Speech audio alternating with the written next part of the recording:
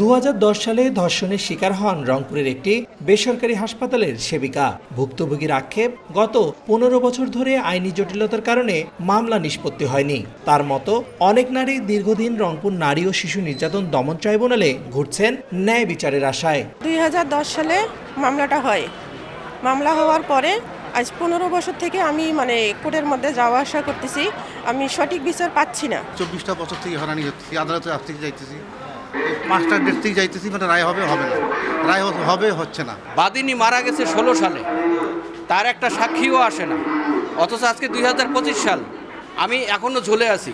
আমার অপরাধ হলে আমি শাস্তি ভোগ করব, সেটাও দিচ্ছে না। তবে মামলা বিলম্বিত হলে সুযোগ পায় আসামিরা। এ কারণে এমন মামলা গুরুত্ব দিয়ে বিচারের তাগিদ আইনজীবীদের।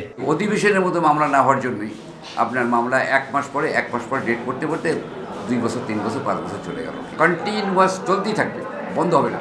বন্ধ দিতে গেলে তাকে রিজনেবল গ্রাউন্ড দিতে হবে যে এই কারণে আজকে হলো না, পরবর্তী সেশন আবার একটা ডেট দিবেন, কিন্তু এটা দেরি করবে কেন? মামলা তো 180 দিনের মধ্যে কমপ্লিট করতে হবে। রাষ্ট্রপক্ষের আইনজীবী বলছেন, 15 দিনের মধ্যে তদন্ত ও 90 দিনের মধ্যে বিচার কাজ শেষ করা নিয়ে সরকারের নতুন উদ্যোগ বাস্তবায়ন হলে মামলা জট কমবে। নারী শিশু নির্যাতন মোকদ্দমা যে কোনো মামলার নিষ্পত্তির সময়সীমা একটা দেওয়া আছে যে 180 দিনের মধ্যে নিষ্পত্তি করতে হবে, কিন্তু ওই আদেশটা ম্যান্ডেটারি না, ওটা একটা ডাইরেক্টরি অর্ডার। এইটা যেন ম্যান্ডেটারি আকারে আইনটা করেন। এইটা হলে হবে কি, ন্যায় বিচার পাবে এবং মোকদ্দমাগুলো কুইক ডিসপোজাল হবে, তাড়াতাড়ি নিষ্পত্তি হবে। রংপুরের 3টি নারী ও শিশু নির্যাতন দমন ট্রাইব্যুনালে অন্তত 6500 মামলা বিচারাধীন। এর মধ্যে ধর্ষণ মামলা রয়েছে 1500। রেদওয়ান হিমেল, সময় সংবাদ, রংপুর।